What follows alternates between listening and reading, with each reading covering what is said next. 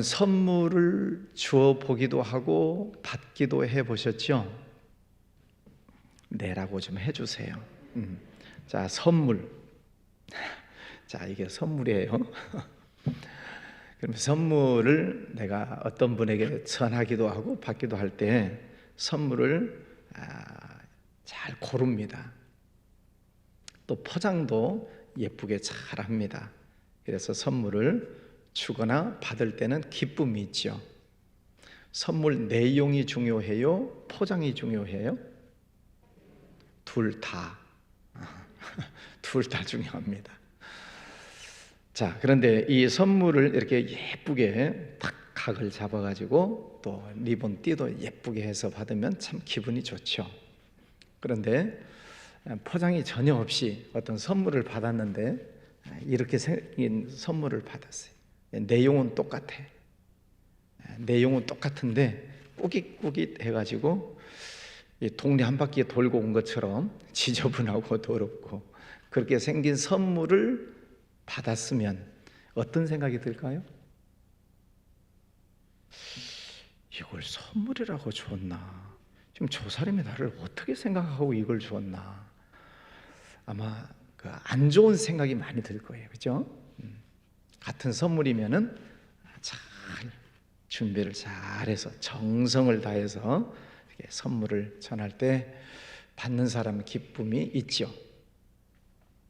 자, 오늘 1절 말씀해 보면 흠이나 악질이 있는 소와 양은 아무것도 네 하나님 여호와께 드리지 말지니 이는 네 하나님 여호와께 가증한 것이 됨이니라. 구약 시대에는 소나 양이나 염소, 비둘기 이런 것을 가지고 하나님 앞에 예배를 드렸어요. 제사를 지냈습니다. 어떤 동물을 잡으라 그랬죠? 흠 없는. 그래서 하나님 앞에 예배를 드릴 때 흠 없는, 그것도 동물 가운데에서는 정결하게 취급을 받는 동물을 잡아서 하나님 앞에 예배를 드려라. 또 제사를 지낼 때도 깨끗이 씻고 또 하여튼 불에 태워서 정성을 다해서 하나님 앞에 예배드리는 그 예배를 하나님께서는 하나님 앞에 아름다운 향기다 그렇게 받아주시죠.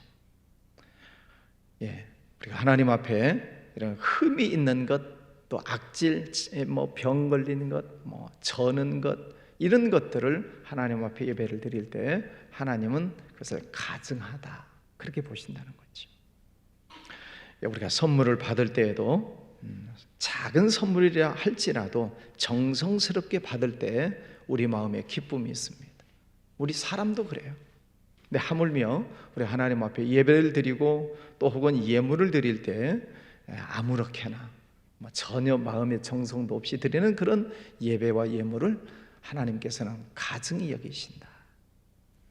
그래서 두 사람이 똑같이 앉아서 예배를 드리지만은 한 사람의 예배는 받으시고 한 사람의 예배는 안 받으시고, 가인과 아벨이 똑같이 하나님 앞에 제사를 지냈지만 가인의 제사는 안 받으시고 아벨의 제사는 받으시고, 정성의 차이가 있는 거죠. 하나님이 누구시냐?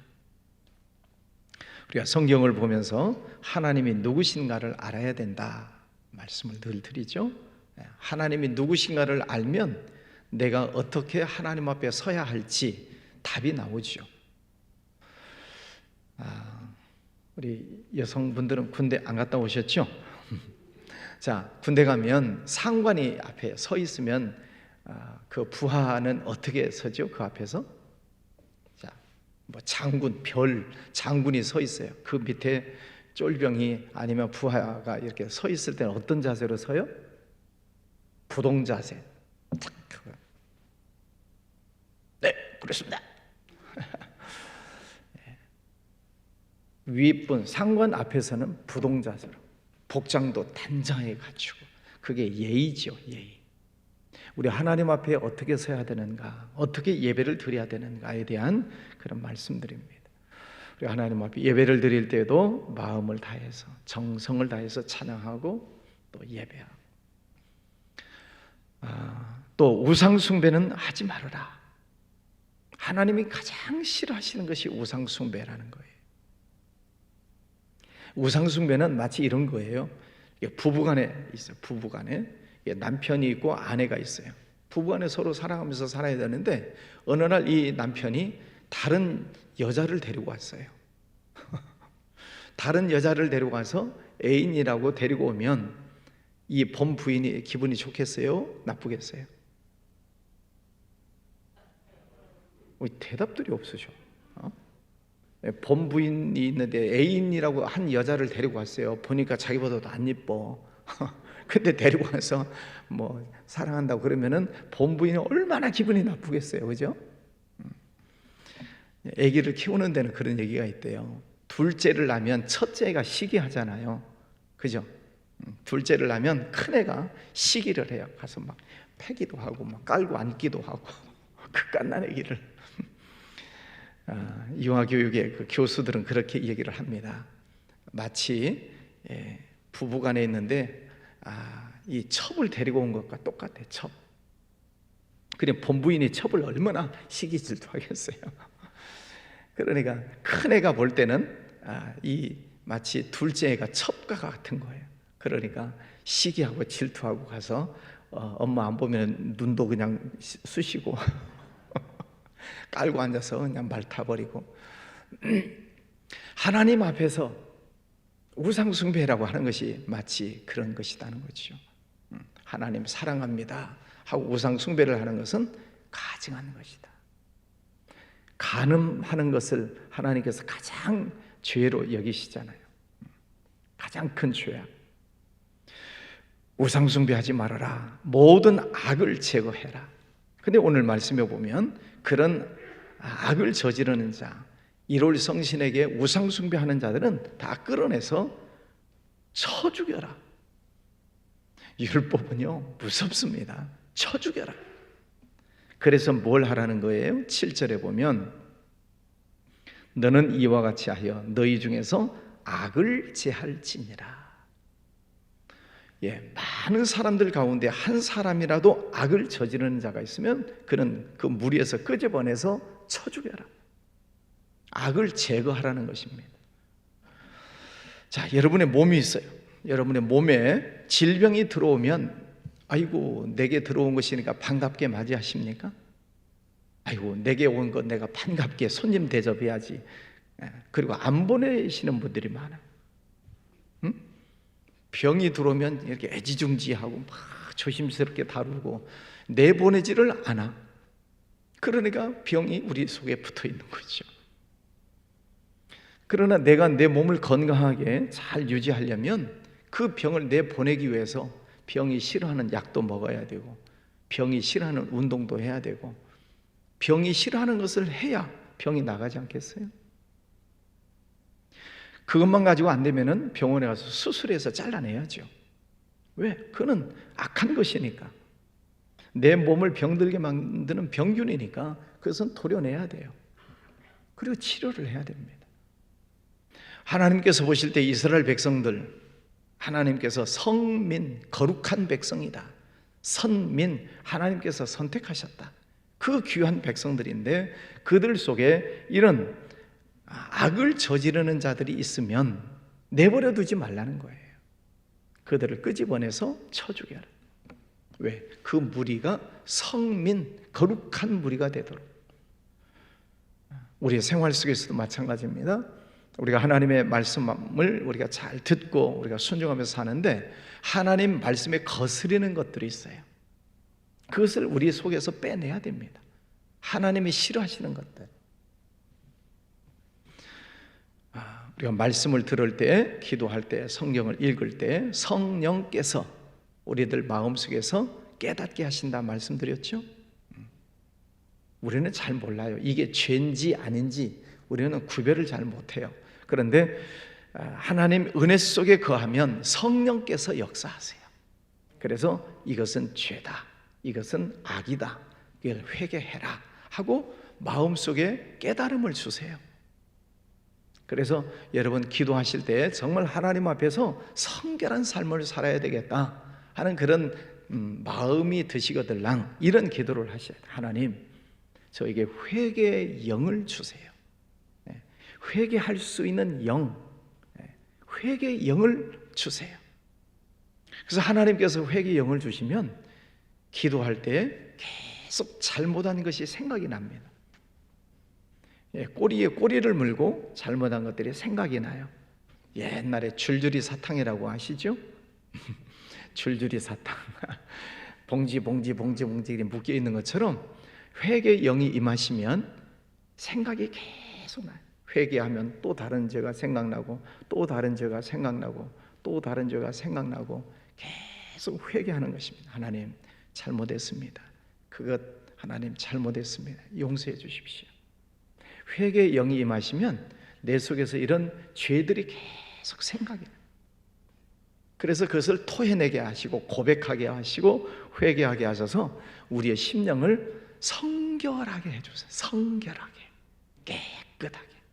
이제 그런 은혜를 받으면 평화로다 하늘 위에서 내려오네, 이런 찬양이 나오는 거죠. 그런 은혜가 있으시기를 바랍니다. 그래서 하나님은 우리를 사랑하시기 때문에 우리에게 복 주시고 싶으셔서 우리를 악을 제거해라, 실수한 것, 잘못한 것, 죄 지은 것 회개해라. 그래서 하나님은 계속 우리의 심령 깊은 곳을 살펴주신다, 이렇게 말씀을 하세요. 여러분 안에 계시는 성령께서 여러분에게 어떤 감동을 주시는지, 어떤 깨달음을 주시는지를 잘 살피셔야 돼요. 그래서 순종할 것은 순종하고 회개할 것은 회개하고, 그래서 우리 마음이 청결해지면 그 사람은 복이 있나니 저희가 하나님을 볼 것이며, 그렇잖아요. 네. 여러분 늘 믿음의 눈을 뜨셔서 하나님을 잘 보시기를 바랍니다. 14절부터 보면은 왕에 관한 이야기가 나와요. 왕이 되는 사람은 이렇게 해야 된다. 자, 이스라엘 백성들이 계속 왕을 요구하죠. 우리에게도 왕을 주십시오. 왜냐하면 이제 다른 족속들을 보니까 무슨 블레셋, 무슨 아모리 족속, 뭐 헷 족속 다 거기에는 왕이 있거든요. 근데 자기들만 왕이 없어요. 뭐 이제 모세는 지도자이지만은 왕은 아니니까. 그래 이스라엘 백성들이 계속 우리에게도 왕을 주십시오, 왕을 주십시오. 그 하나님께서 앞으로 왕을 세울 때는 이렇게 해야 되고 그 사람은 이렇게 지켜야 된다. 자, 그러면 우리나라 대통령도 마찬가지.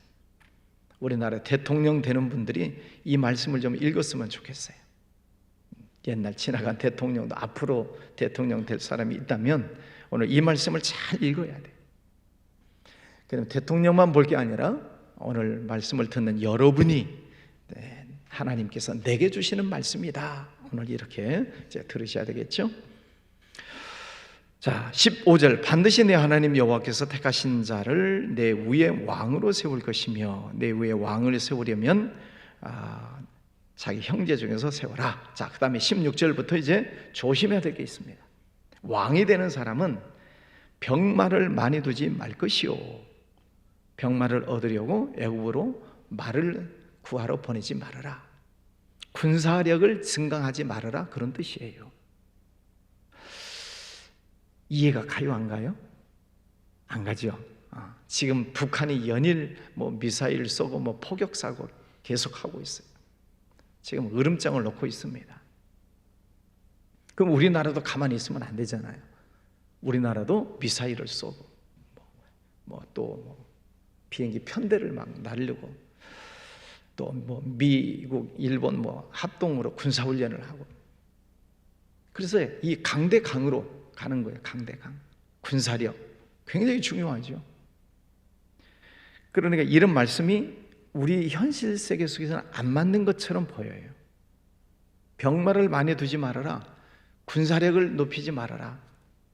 하나님께서 이 왕에게 주시는 말씀은 군사력을 의지하지 말아라, 그런 뜻이에요. 하나님을 의지해라. 사람들이 힘이 생기면 권력이든 아니면은 무슨 금력이든 힘이 생기면 그것을 의지합니다. 하나님을 의지하지 않아요. 그러니까 부자가 천국 가는 것이 얼마나 어려운지 낙타가 바늘귀로 들어가는 것보다 더 어렵다. 부자들은 하나님을 잘 믿지 않아요. 왜?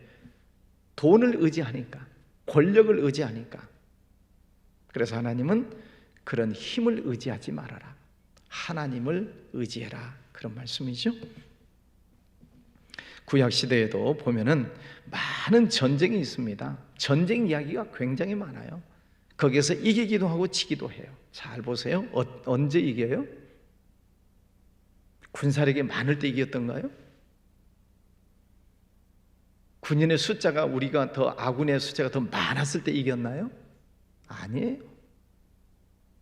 300명 데리고도 10만 대군을 이기고 막 그러잖아요. 300명 가지고도.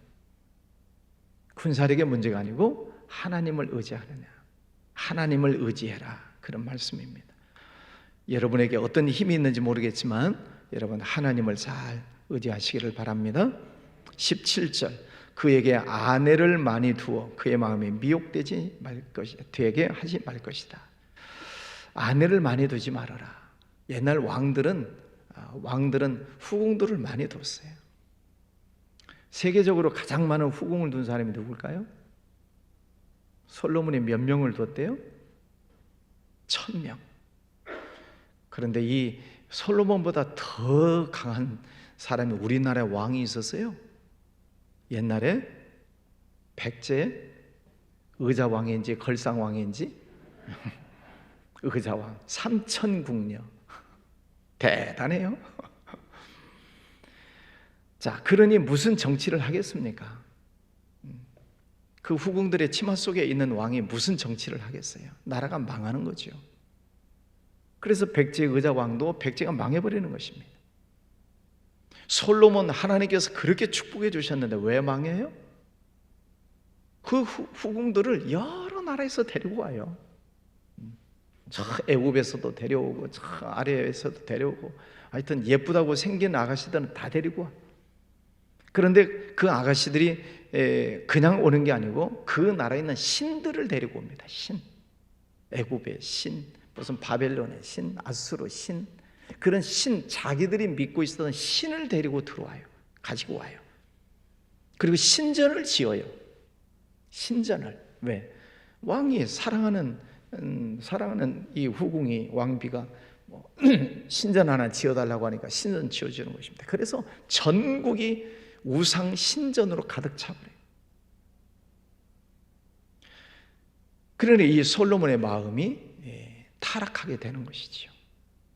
그래서 나라가 두 쪽 나잖아요. 사랑하는 것을 많이 두지 말라는 거죠. 여기서 이 아내는 어떤 꼭 뭐 부인 이런 뜻이 아니라 사랑하는 것을, 세상에 사랑하는 것을 많이 가지고 있으면 그것 때문에 내가 망한다는 거죠. 그래서 너는 이 세상이나 세상에 있는 것들을 사랑하지 말아라. 이 세상에 있는 것들은 하나님께서 주시는 사랑이 아니다 말씀하시죠. 은금을 많이 쌓지 말 것이니라. 재력, 재물도 힘이 있어요. 재력, 돈이 많으면 사람들이 힘이 생겨요. 그것을 의지하죠. 자, 조심해라 하는 것이고, 18절부터 보면은 그가 왕위에 오르거든 이 율법서의 등사본을 레위 사람 제사장 앞에서 책에 기록하여 평생에 자기 옆에 두고 읽어 그의 하나님 여호와의 경외하기를 배우며 이 율법의 모든 말과 이 규례를 지켜 행할 것이라. 왕이 되는 사람은 하나님의 말씀을 늘 옆에 두고 그 말씀을 읽어라. 여러분 늘 하나님의 말씀을 열심히 읽으시기를 바랍니다. 하나님의 말씀을 열심히 들으세요. 열심히 읽으세요. 옆에 두고. 그리하면 그의 마음이 그의 형제 위에 교만하지 아니하고 이 명령에서 떠나거나 좌로나 우로나 치우치지 아니하리니 이스라엘 중에서 그와 그의 자손이 왕위에 있는 날이 장구하리라. 하나님의 말씀을 잘 지켜 행하면 하나님께서는 그와 그 자손들에게 복을 주시겠다. 그 왕위가 장구하겠다. 하나님의 말씀은 살아있는 생명의 말씀입니다. 하나님의 말씀을 잘 들으시기를 바랍니다. 하라는 말씀 하시고 하지 말라는 말씀 하지 마시고 하나님 말씀에 순종하면 하나님은 약속하신 복을 주신대요. 그 받은 복을 가지고 뭐 하자고요? 나누어주고 베풀고 구제하고 선교하고 받을 복을 가지고, 그래서 하나님 앞에 귀하게 쓰임받는 우리 성도님들 모두 되시기를 주의 이름으로 축원합니다. 기도하겠습니다. 거룩하신 아버지 하나님, 감사합니다. 오늘도 귀한 아침을 주셨습니다. 하나님 앞에서 우리가 어떻게 예배해야 되는지, 어떻게 예물을 드려야 되는지 말씀을 잘 보았고, 또 왕이 되는 사람은 조심해야 될 것, 해야 될 것 말씀을 보았습니다. 오늘 하루 생활에 나갈 때에도 하나님께 영광 올려드리는 복된 삶이 되기를 원합니다. 늘 하나님의 말씀을 듣고 또 하루 종일 말씀을 묵상하고 하나님을 찬양하는 승리의 날 되게 하여 주시옵소서. 또 세상 속에서 하루를 또 살아가게 됩니다. 누구를 만나든 어떤 곳에 있든 늘 성령님을 의지하고 기도하고 인도하심을 따라가는 귀한 날 되게 해주시기를 원합니다. 하는 일들이 많이 있습니다. 가정일, 자녀들 돌보는 일들, 또 혹은 직장, 사업장 많은 일들 하나님 지혜 주셔서 맡겨주신 모든 일들을 잘 감당하고 어디에서나 하나님께 영광 올려드릴 수 있는 복을 허락하여 주시기를 원합니다. 이 시대에 할 일들이 많습니다. 하늘 문을 여셔서 하늘의 축복을 허락하여 주시고 땅의 문을 열어주셔서 땅의 기름진 복을 허락하여 주시기를 원합니다. 아버지 하나님, 오늘도 주님께 영광 올리게 하여 주옵시고 또 우리 자녀들 믿음 안에서 잘 자라도록 자녀들 머리 위에 손을 얹고 축복 기도해주고 믿음 안에 잘 자라도록 사랑으로 또 양육하는 귀한 자녀들 모두 되게 하여 주시옵소서. 수능 시험을 앞두고 있는 자녀들이 있습니다. 지혜 주시고 건강 주셔서 믿음 안에서 또 마무리 잘하고 또 끝까지 최선을 다할 수 있도록 우리 자녀들 지켜주시기를 원합니다. 아버지 하나님, 우리 교회 위에 축복해 주시고 또 우리 나라를 지켜주셔서 대통령, 여야, 지도자들 한마음 되게 해주시옵소서. 하나님의 뜻을 깨닫게 하시고 오늘 왕은 이러해야 된다고 했는데 우리나라 대통령도 오늘 이 말씀을 잘 보면 좋겠습니다. 또 여야 지도자들도 그렇습니다. 아버지 하나님, 이 나라를 사랑하여 주셔서 정치가 안정되고 경제가 회복되고 다시 전 세계를 향해서 복음을 외치는 이 민족 삼아 주시옵소서. 귀한 예물 드리는 손길도 받아주시고 또 몸이 연약한 이들 치료하여 주시옵시고 늘 감사하게 주시옵소서. 예수님 이름으로 기도하였습니다. 아멘.